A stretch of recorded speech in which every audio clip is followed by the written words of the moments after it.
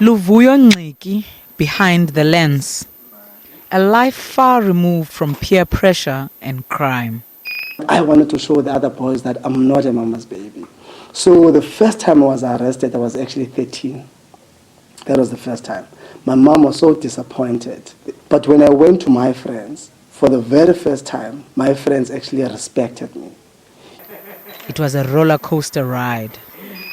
And now the criminal offenses were ranging from assault and being involved in horrible things. But we're stealing cars, taking them from PE to Joburg.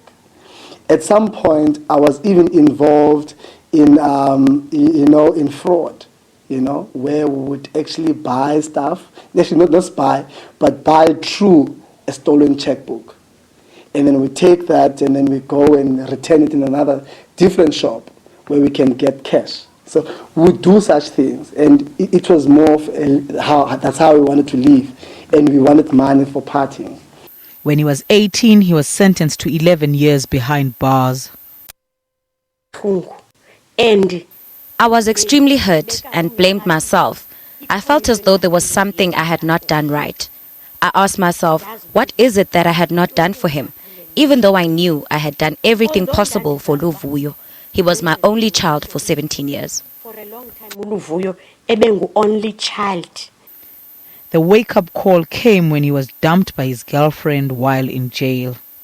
When I was 25, my then girlfriend, which is my ex now, she broke up with me. And at that time, I wanted to show her that I can actually become someone, and I wanted to be successful. I then called my mom. I said, Oleti, I want to start. Nceki matriculated and dabbled with law. But he developed an interest in photography. After his release from prison in 2007, he found love and married. Nceki now runs a media company, acknowledged by the local business chamber as a top young achiever. His family's message to parents with children involved in crime. We say they must not lose hope and keep praying even when the child is out of prison. They must support them. As a motivational speaker, he tries to keep the young on the straight and narrow. Looking back at his life, Nceki still has regrets, but is proud he could change his destiny and inspire others. Nceki no longer has a criminal record.